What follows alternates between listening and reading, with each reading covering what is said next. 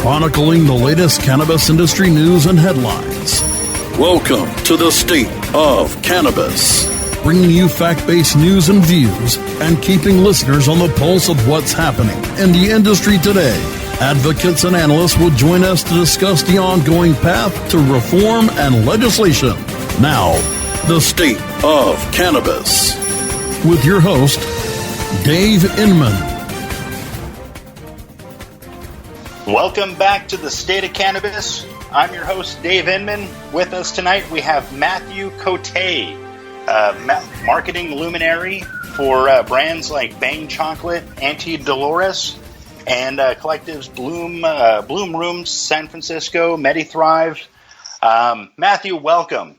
You know, it was interesting. I was at an announcement for the 2016 initiatives that are just starting to pepper the U.S. and I love seeing it. And you know what I mean by the 2016 initiatives.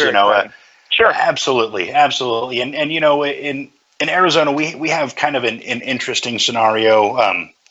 Obviously, our medical bill was pretty sterile. It was a very controlled. And with, kind of needed to be because, we're one of those states that we want our guns. And, I'm as far as gun rights, I think we absolutely need them. As part of our Constitution, we need to be able to have our arms. But off topic, mind you. But we're in one of those states that, literally we'll see legislation that passed that we should be able to bring a gun into a bar.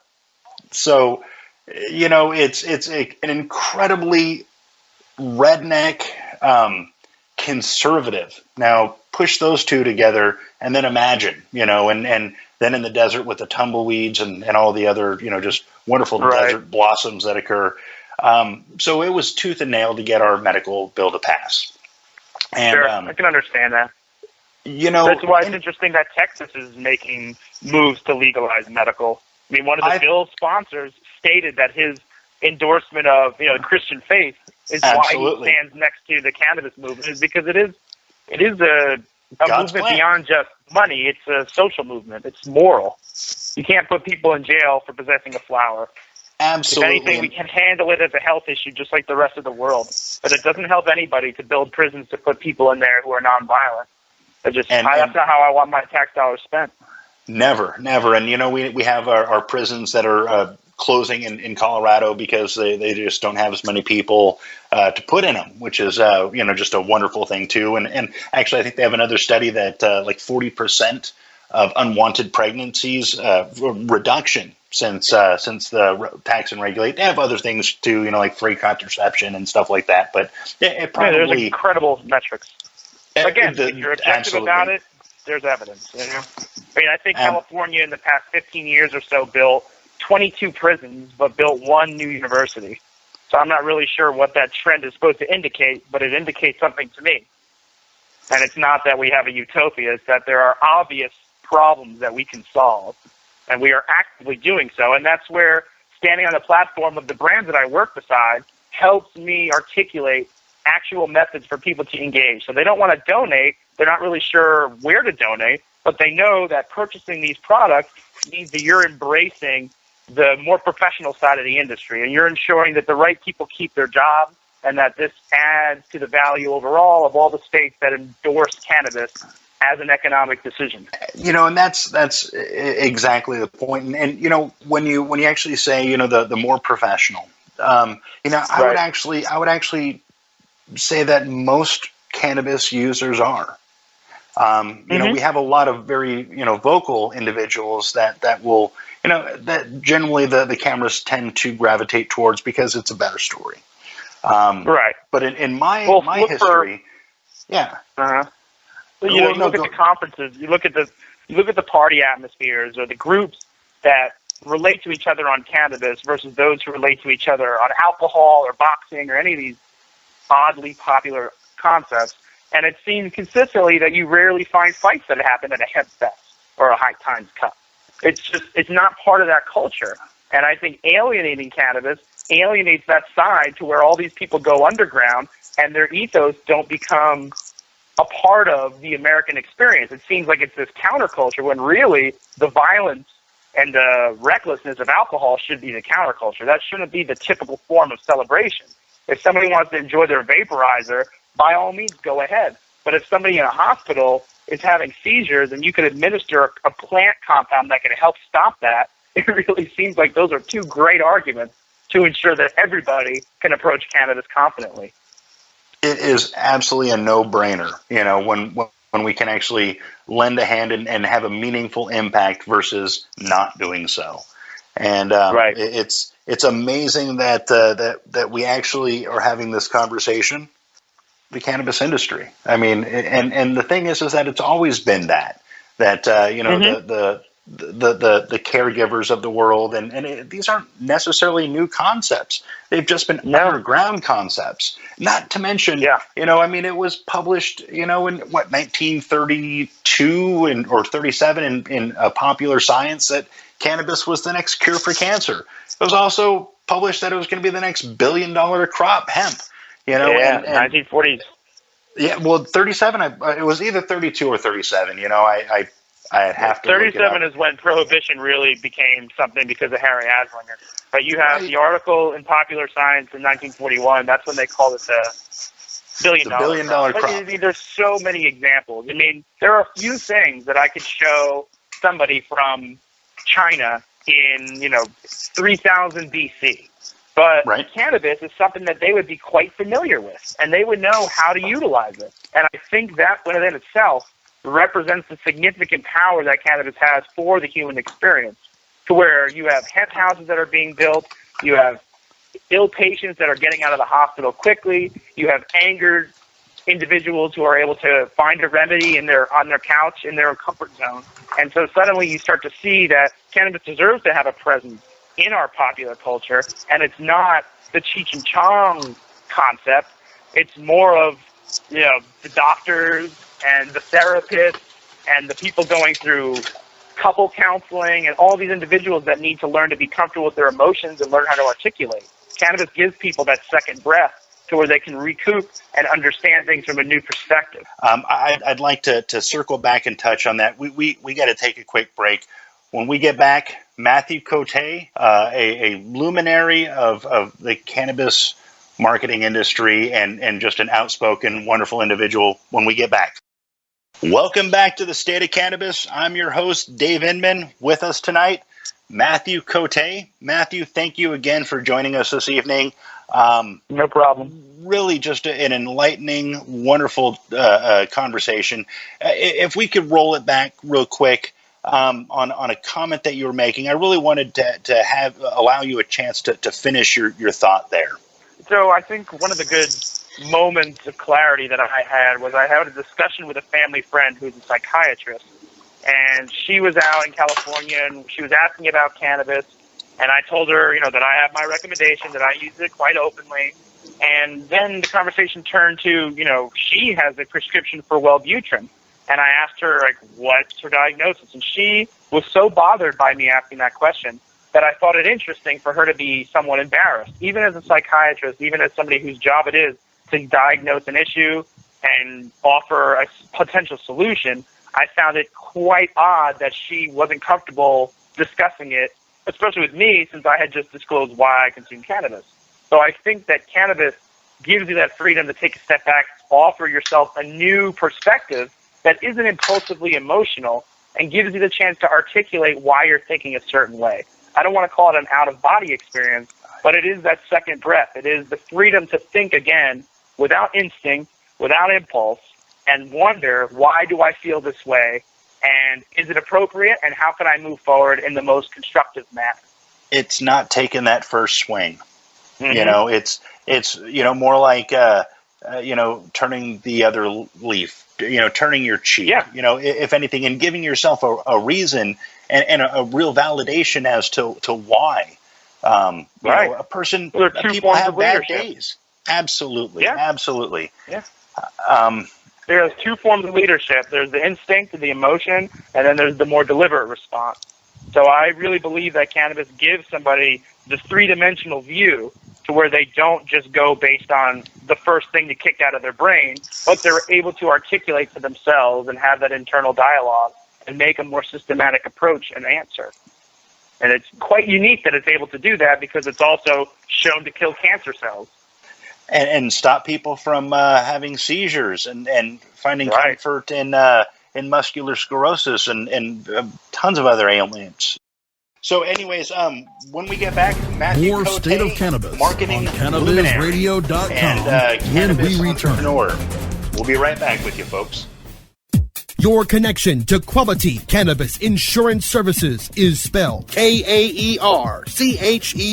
That's Karcher Insurance. We have worked with ventures like Cannabis for over 60 years. We're proud to represent over 50 companies with tailor-made cannabis plans for owners just like you to insure your product, your plants, and your pursuits. Kaercher spells out their full-service insurance services ranging from commercial to bonds, to personal, from life to health, and more. Contact the team at CarcherInsurance.com and let our experience work for you. That's Kaercher Insurance.com. Contact Karen and the team at Karcher Insurance at 1-844-421-3560. That's 844-421-3560. Growing green to generate more green. Welcome to The Grow Show with Kyle Cushman. Each week we plant the conversational seeds about cultivation and the changing climate of cannabis culture. We'll peel back the layers of benefits of the world's most versatile plant, from food to fuel, from remedy to resource. The Grow Show with Kyle Cushman, only on CannabisRadio.com. Hi, I'm Montel Williams. Most of you know me as a talk show host, but I'm also an author, actor, single father of 4, avid snowboarder, and I'm also a medical marijuana patient. Living with multiple sclerosis, I'm in pain every day. Medical marijuana is my last resort, and it helps me when all other drugs have failed. If you'd like more information about medical marijuana, you can contact the Marijuana Policy Project at mpp.org or call 1-877-JOIN-MPP. Chronicling the latest cannabis industry news and headlines. Welcome back to the State of Cannabis, only on CannabisRadio.com. Once again, here's Dave Inman. Welcome back to the State of Cannabis. I'm your host, Dave Inman. With us tonight, we have Matthew Cote. You know, it's interesting. My wife, she has a nonprofit called Mom Force.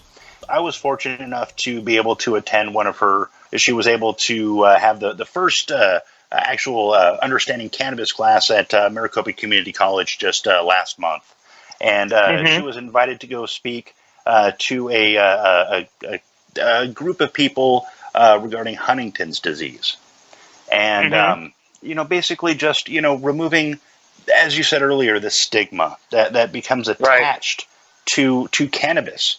And it's unfortunate that people think that it rots and ruins a person's brain. If anything, it affords a person enough space in their mind, as you said, to thoughtfully project themselves. It's a wonderful thing that 2016 is right around the corner, and there's so many different initiatives. I'd love to hear your thoughts about what's going on in California. There are a lot of groups. The home base is rather crowded right now. There are a lot of initiatives that are coming out of the woodwork. A lot of people have the vision that they believe is the right course of action or the right step forward for bringing cannabis to more people in the great state of California. Right now, it's a matter of getting everybody cohesive so that those who need it for medicine can access it, and those that want it recreationally can access it, or, adult consumers can gain access to cannabis. But I don't think it's the same paradigm, and I'm really adamant about ensuring that we don't erode the medical quality of cannabis or the medical conversation by simply assuming that medical was the first step towards legalization. That was never the case. It was simply safe access to cannabis for patients who needed it. Slowly, society woke up to the concept of cannabis not having the detrimental effects that people assumed it was, and with Colorado sort of setting the bar and showing us how you could legalize it, and you could fund the police, and you could have a more cohesive societal experience with cannabis involved if you make sure that the citizens have their voice heard. So in 2010, we had Prop 19 that failed. because it wasn't allowing people to cultivate like they wanted to. And we're hoping that in 2016 we get the ideas correct and in order so that everybody's ready to get out there, add their signature to the ballot initiative, and then vote when it comes time. So, that's something that's really important right there, the cohesiveness. I know locally here we've seen we currently have 3 initiatives that are filed. One is to re-legalize all drugs, which, I understand the liberty aspect. It's a hard sell. We have our marijuana policy project initiative, which, has legs, has funding, has the highest likelihood and propensity to win. And then we have another one that was just filed, I believe, yesterday. And it basically, from what I can read, it looks like a copy and paste with a few tweaks. A lot of people want to have a scenario where, the people that had gone to jail for cannabis-related occurrences are released. And absolutely, God, yes, but, in the back of my mind, it has to be a separate argument. It has to be something that is pure and true unto its own argument. We have bills that are 10,000 pages long, and we promote one part of it, and really there's all these other additional riders and stuff that muddy up the water. And I really like the singular topic kind of engagements, and unfortunately our politics really don't allow for much of that to occur. It's interesting, for my background, I'm the product of a nun and a hippie. My father was a guy who hung out on Haight and Ashbury and, lived in a commune up in Spokane. And my mother was, a nun, in the convent. She had, absolutely, St. John's Hospital. Absolutely, and granted, she'd gotten out of the convent beforehand. It wasn't like, he just walked in like some kind of stud, or maybe he did. I don't know. I never really asked that question, I guess. It's a good Thanksgiving question. Well, unfortunately, they both have passed, so it's one that I won't be able to ask. But it's a fun story nonetheless that nobody else gets to say. I was raised with a very open mind to things. Cannabis has been a part of my existence pretty much since I had a realization for myself. Who I was. And. For me, medical was always just simply a path to legalization. At least that was the rumblings, and I didn't really understand the medical aspect of it until afterwards. And my mother, she had actually passed from cancer, and when I first had, it's one of those things, And she had, when I started hearing the underpinnings of, cannabis, curing cancer, I was actually offended by it to begin with. And, I wonder how many more, exactly, I wonder how many other people have just a recoil from hearing that, and how do we bridge that gap? How do we convey that message to people in a manner that they can understand it and not have, a scenario that potentially they just don't listen. Right. Well, I've been fortunate enough to be on Twitter and social media for years now, having that very conversation. And fortunately, it's in a public forum where I can send links and citations. And I found that the most structured argument, when concise, can be most efficient and effective. And for me, I've usually started with a study. For instance, there's a great one at the University of Madrid, Dr. Emmanuel Guzman. He injected THC. That is the psychoactive component of cannabis. It's only found in cannabis plants. But Delta-9 THC, when administered to cancer cells, made the tumors shrink half size overnight. And they weren't quite sure what had happened. They didn't expect that result, but they did discover that THC stops angiogenesis, so that is when a tumor is growing in your body, it needs to pull nutrients from your body. And it does so by sending out tentacles or veins. Angiogenesis is that process. THC prevents a cancerous tumor from growing and stealing nutrients from your body. And then it also works through cell apoptosis. So it's kind of similar to the concept of the endocannabinoid system in that when you're administering cannabis, you're not abusing your body, you're just embracing a natural system. When you inject THC into a cell, you are not going to kill the cell externally. What it does is trigger a natural process called apoptosis, and that is programmed cell death. Any mutation or any DNA problem in any cell, your body is pretty efficient at killing those cells. THC puts radar up and says, hey, body, this cell is not supposed to be here. And because of that, the cell is told to kill itself and disappears from your system. So you're not having to shoot radiation at it. You're not having to poison your entire body with chemo to get that outcome. You're simply making your body more efficient at keeping itself healthy. And surprisingly, nature is really good at what it does. It seems that through our nutrition, through our stressed-out lifestyle, through the methods and means that we live our day-to-day lives, we don't really let our body spread its wings to the full extent that it knows how to and that it has for generations and millennia. Cannabis gives it the freedom to act in accordance with what should happen. Cancer is not a natural thing for your body. Therefore, there should be a natural remedy and course of action. If you're sick or undernourished, your body is unable. If you're eating a bunch of sugar, the tumor grows very quickly. Simply administering THC can help stifle that growth. And so that's why I don't like to use the term cure, because cancer is a blanket statement. It involves a lot of different symptoms. But if you have a growth, if you have a tumor, like my father did in his throat, surgery is one remedy, or you could administer a phytocannabinoid and see where you stand. There are no negative negative outcomes, no risks, very few, and it's something natural. So you could really use it as a first course of action, just as a test, before you go to a more extreme, more expensive measure. And so that's where I can confidently say that cannabis kills cancer, but I would not say that it cures cancer. And I think that using that different verb gives people a better level of comfort to say, well, what do you mean? Versus saying it cures cancer, they admittedly think, you're just too high to understand what you're talking about.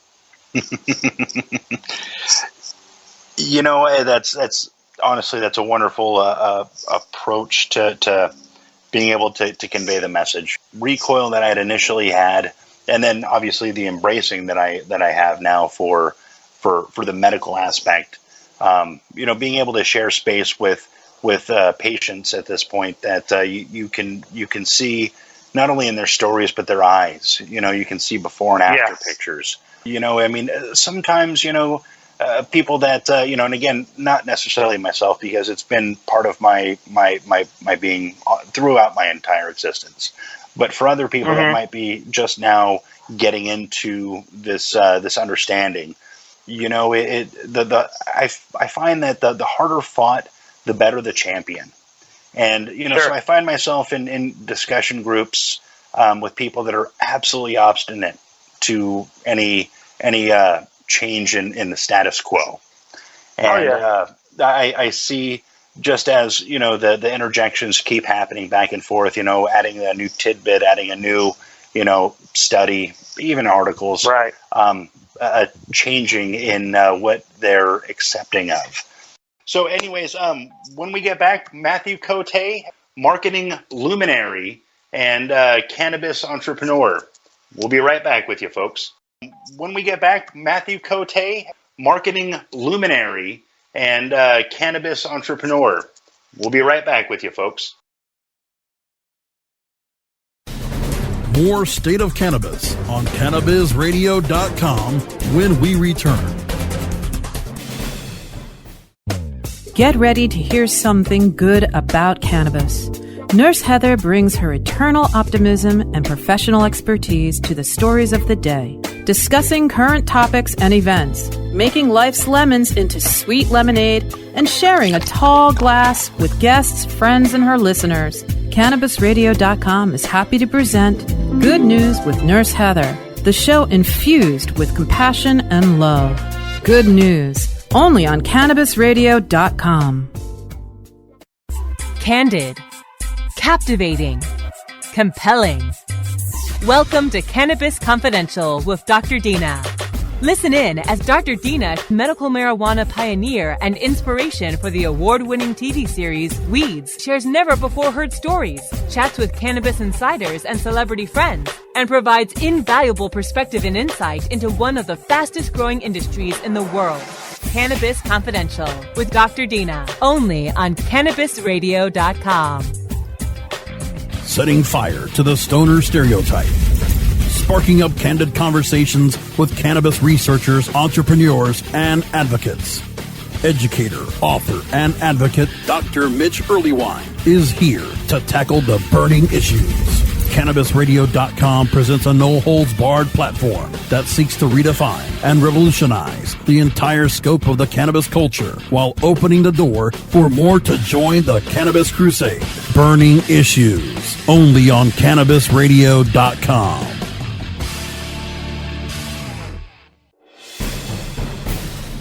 Chronicling the latest cannabis industry news and headlines. Welcome back to the State of Cannabis, only on CannabisRadio.com. Once again, here's Dave Inman. Welcome back to the State of Cannabis. I'm your host, Dave Inman. With us tonight, we have Matthew Cote, marketing luminary for brands like Bang Chocolate, Auntie Dolores, and collectives Bloom Rooms, San Francisco, MediThrive. We're at the end game right now. 2016. I'm going to say it again, 2016, and again, 2016.